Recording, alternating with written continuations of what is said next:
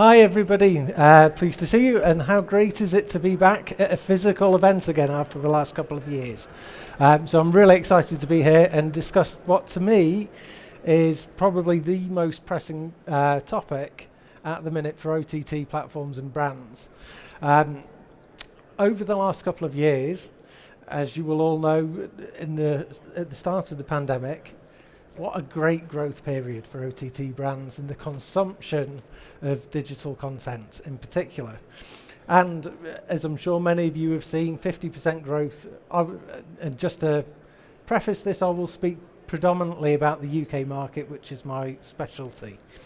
So 50% growth in subscriptions to streaming services in 2020 as people at home, forced through work from home during the pandemic, embraced these services as a really key part of their lives and to help them through that very difficult period when we were all locked in our homes.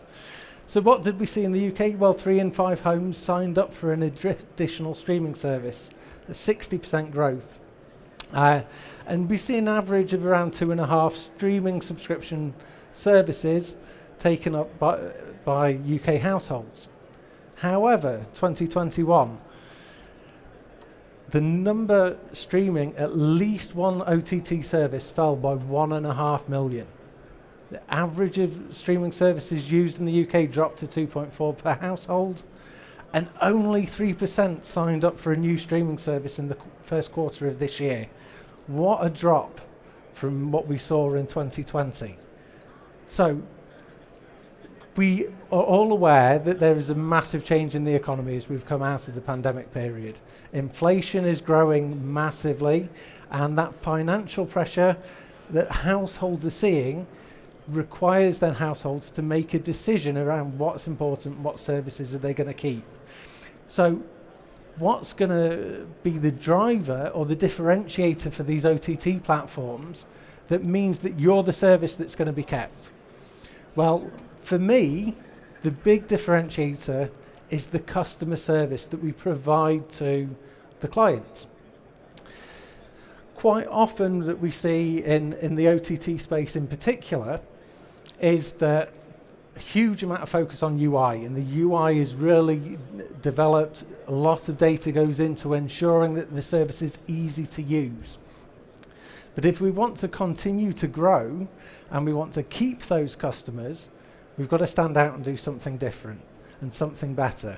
Now, for a lot of brands, the focus around customer service has been self-service, offshore to cheap locations, and really hiding that customer support option as much as possible. Whereas we really need to make that as open and available. If our service is available on demand 24/7 when a customer wants to use it, why is the support not available 24/7 on demand when the customer needs that support? Those brands that can support those customers will be the ones that thrive, and the ones that don't get that right will be the ones where that discretionary spend, I'm not going to keep it. So what are the customers' expectations? Well, 54% of customers say they have higher customer service expectations than they did a year ago because it's become more important through the pandemic. 96% of consumers globally say customer service is an important factor in their choice of loyalty to a brand. 48% of consumers expect specialised treatment for being a good customer. But in the OTT space in general, we're not providing specialised treatment, we're providing self-service, go and figure it out yourself. And that, for me, is something that needs to change. And there is an expectation when it comes to customer support that isn't just driven by machines. When a product is valuable to a customer, they expect that you will put a person in front of them. Now, there is a blend that needs to happen when we talk about customer support. There are huge tools that are available that are really, really important. But we have to blend that technology, but those customers who want to speak to a person should be able to get through to a person. Now, there is a big misconception that's happening in the customer support space around what is a digital conversation. And It's very easy, particularly for an FD looking at the bottom line, to say, let's put bots on these channels. If they're communicating on a digital channel, they expect to be communicating with a machine. But the misunderstanding is this generation that's coming through and the primary drivers of using digital services communicate with their peers, human-to-human interactions on digital platforms. So that's what they expect. It's not what we're currently delivering. Most importantly, 89% of consumers have switched doing business to a competitor following a poor experience. And what should be the biggest concern for us, 91% of customers who are unhappy with the brand will leave without complaining. Now, that's really important for us for data analytics, because we've got all this information about what they're using, what works, how do we put the right content in front of them. But if they don't tell us and they can't communicate with us when they want to leave, how can we use that information to further improve our service? And that's where customer support really comes in. Just to touch on this one quickly, a recent survey that came out from PwC, 78% of UK consumers say they want more interaction with humans because of technology, not less. That's why bots are not the primary answer. So, what should be the strategies for a successful customer support? And as I say, it's a blend between technology and people.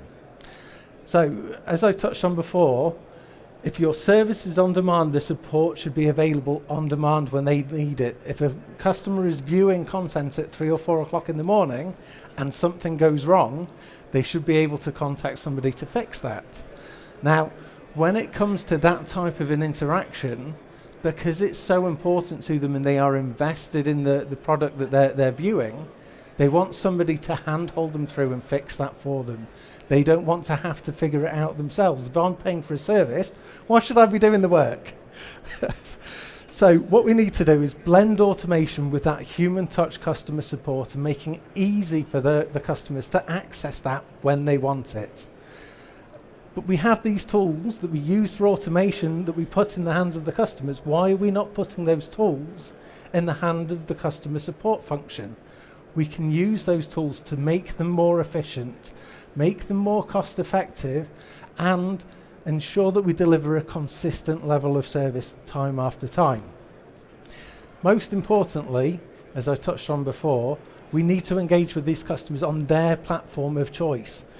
Over the last 5 years, we've seen a massive organic growth in customers using social media messaging platforms to communicate with their brands.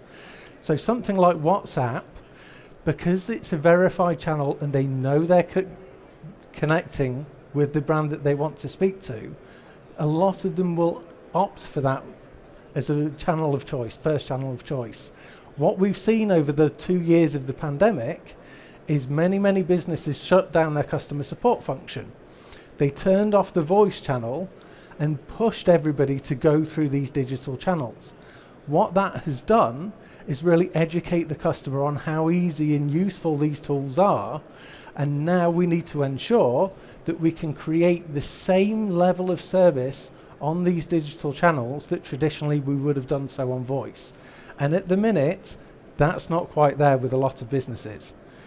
So what tends to happen then is these social channels become a customer service cost base when they should be generating a true derivable ROI, and we can use them in much better ways. And that touches on, we need to introduce new acquisition methods that will really broaden that reach into new subscribers. So for us here at MAS, we've looked at this and have started to develop solutions to really close this circle of engagement.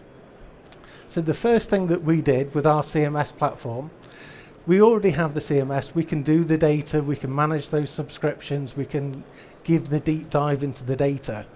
But what we weren't doing is giving solutions to the frontline support teams. So we developed what I term an intelligent knowledge base. So traditionally in the customer support sector, a knowledge base is a tool that a frontline person can use, access all the information so that they can learn and relay that information to the customer or fix an issue. but we've got automation tools. We've got RPA. Why is the agent having to do that work? So what we've done is integrate that knowledge base into the CMS. And what that does is give that frontline support team access to that in real time, but when they're faced with a topic that may be difficult to understand or to fix, rather than giving them the information, we automate all the actions to resolve the issue. So, for us, that reduces the time to competency for that frontline team. And we've taken what traditionally in this sector has been a 2-week training time for a new employee to learn how to use the systems down to less than 2 days. And that's because they don't need to know now how to do everything. The benefit of that is we deliver a consistent performance every single time, because the actions are done in exactly the right way, managed by the technology, and those frontline people can focus then on creating the experience that really keeps those customers engaged with the service and really become then advocates of the service, which is what we want to drive growth. The other area that we've looked at is the big gap that there is that I mentioned earlier on these social messaging platforms. Now, with the decline in linear TV and linear content delivery, what we see is that the way that content is discovered has changed massively. And now a lot of that discovery happens across social media.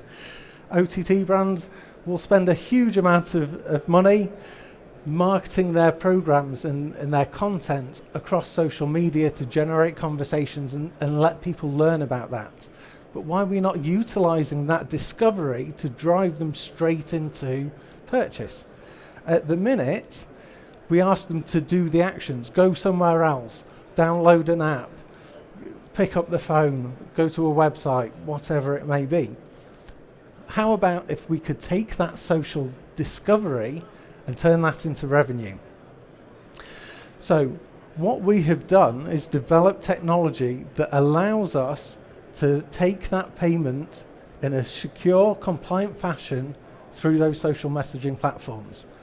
A customer can discover a piece of content, click on a button, automatically engage in a conversation, whether with a bot or with a live agent, and actually purchase that piece of content and be able to view that content directly, closing that circle of customer engagement, creating the same experience for them that traditionally they would have had through the voice channel. 10 years ago, when everybody picked up the phone to buy their pay TV content, now they can do that direct from discovery on their social media platform where they've done that discovery. And that really allows to create that real-time engagement with the consumer that they feel really, really valued by the brands that they're working with. The other one that we've looked at is carrier billing from the contact centre. What we've seen, as we all will know over the years, we've seen that with all the negative publicity about scams and whatnot with contact centres, that customers become less likely to give their payment details across the phone. But what a lot of customers want to do is pay with their mobile phone bills because it's secure. So we've developed some technology that allows us to do that direct from the contact centre. And again, it can be integrated with APIs, with our CMS technology, and be automated. But if a customer comes through a contact centre as well, they can still pay with their mobile phone, and we can do that in a secure and compliant way. So the most important bit of this is, what are the results? How will this drive the growth and sustainability of your business? Well, 67% of customer churn is preventable if brands can solve issues the first time that they occur. And that's where that intelligent knowledge base really becomes vital to what we do. Whether it's accessed through an FAQ page in-app or whether it's through a contact centre, the continuity of delivery every single time ensures that things are fixed first time every time, saving 67% of your current churn rate. What we see across here in the States is customers will pay 17% more to do business with firms that have got a great reputation for customer service. And who doesn't want our customers to pay more and stay longer? 52% of consumers say they've made an additional purchase from a company after they've had a positive customer experience. This is why it's so vital that we look not only at the UI and the CX, but the CS function, because it is a revenue driver. As OTT brands mature in the market, there is not the double-digit growth that we saw early in this sector. It's not going to continue for the next couple of years. We've seen that very recently in some of the reports that have come out around Netflix and what they're seeing in terms of customer churn. Now, if you were able to provide a more in-depth customer support function, a lot of that can be saved, but more important, they will buy more services and more content from you. And again, goes directly to the next point. Attracting a new customer is going to cost you 6 or 7 times more than to retain the customers that you've got. So if you've got a stable base at the minute, you need to make sure that that base remains before you have to spend that money to reacquire those customers. And if you can improve that customer retention rate by just 5%, statistics show you will drive your profitability by 25%, which is a fantastic return on the investment. Companies that excel at this customer experience drive revenues 4 to 8% higher than the rest of those in the market. So why would we miss out? It's really important for the sustainability of the industry that we keep those gains that we've made through the pandemic by ensuring that our customer support function is as well developed as our UI, as our content discovery, as our content delivery. So if anybody would like to discuss this in more detail, I'm on the MAS stand, just along at stand 8901. I'd be happy to discuss this all day long. It's a topic I can speak about for days. So thank you very much, everybody, for your time. It's been a pleasure to see you all in person, and I look forward to meeting many of you over the next few days. Thanks, everybody.